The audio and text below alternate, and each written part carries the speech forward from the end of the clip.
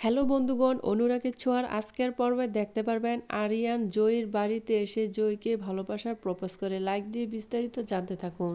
মিশকা জয়কে বলল দীপাকে নিয়ে যেন এই শহর ছেড়ে চলে যায়।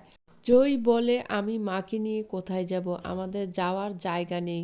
মিশকা বলে তুমি এটা নিয়ে ভাবতে হবে না, তোমার বোন এটা ব্যবস্থা করে দিয়েছে, অলি তোমাদের থাকার ব্যবস্থা করে দিয়েছে।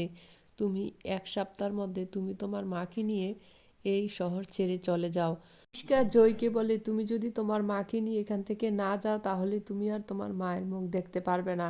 তখন সে অনেক ভেবেচিন্তে বলে ঠিক আছে, আমি আমার মাকে নিয়ে চলে যাব, তবে আমাকে কিছুদিন সময় দাও। মিশকা বলে কোনো সমস্যা নেই, আমি তোমাকে 1 সপ্তাহ সময় দিচ্ছি, তুমি এখন থেকে কাপড় চোপড় গোছান শুরু করো। এইদিকে সূর্য তবলার কাছে এসেছে, এসে প্রচণ্ড কান্নাকাটি করলো।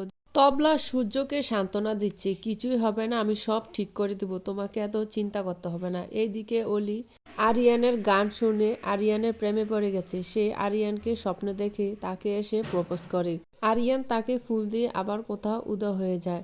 সে তখন ভাবতে লাগলো আমি এটা কি স্বপ্ন দেখলাম, আমার আরিয়ানের সাথে কথা বলতে হবে। অলি আরিয়ানকে ফোন করে বলে আরিয়ান তুমি আমার বার্থডেতে কেন আসেনি। আরিয়ান বলে আমি একটু ব্যস্ত ছিলাম। তুমি কি কালকে আমার সাথে কফি খেতে পারবে ক্লাস শেষে। বলছে না, আমার রিহার্সেল আছে, আমার শো আছে, আমি পারবো না। আরিয়ান অলিকে ইগনোর করছে, সেজন্য সে খুব কান্নাকাটি করছে যে আমাকে এভাবে সে ইগনোর করতে পারে না।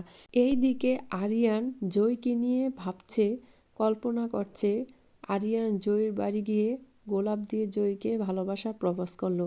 তখন বলে আমি এত গান শুনেছি, জয়ীর গান আমার হৃদয় ছুঁয়েছে। বন্ধুগণ, আরিয়ান কি পারবে জয়কে মনের কথা বলতে? অবশ্যই কমেন্টস করে জানাবে।